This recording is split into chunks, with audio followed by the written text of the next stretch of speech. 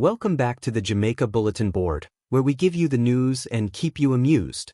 Life is already too serious to take too seriously, and tonight, we're diving into a story with enough spice to jerk an entire chicken. It's the Chinese garage drama, aka the Mechanic Messiah saga. You ready? Let's go!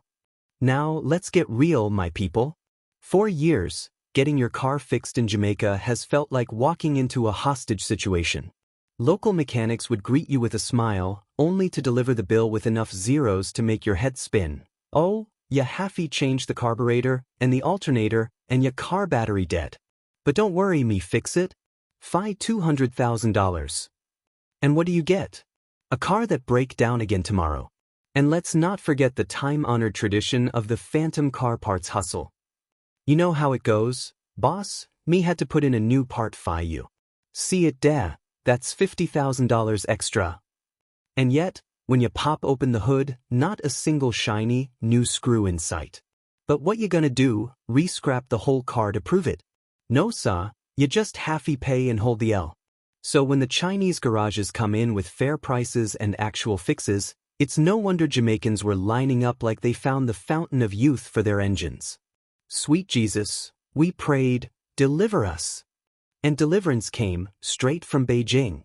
Enter the Chinese garages, aka the motor magicians.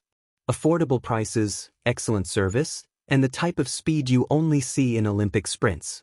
Suddenly, the roads were filled with happy Jamaicans zipping around like dem win the lotto.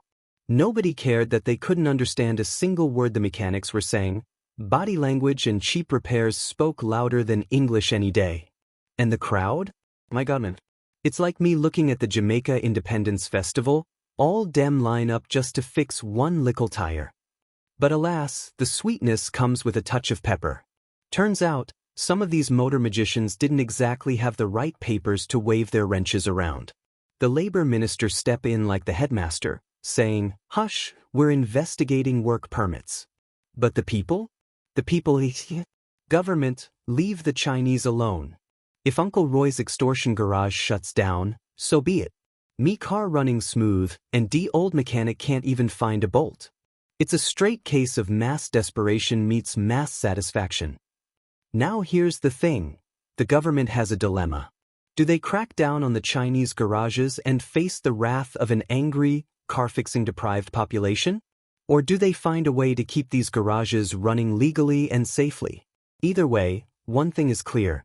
If they sabotage the only blessing the people get in decades, they might as well rename Jamaica Stressica, because the streets will riot or stress out. So what's your take, people? Are the Chinese motor magicians here to stay, or should the government shut them down? Drop your comments below, like, share, and subscribe, because the Jamaica Bulletin Board is always delivering the hottest news with enough humor to jumpstart your batter.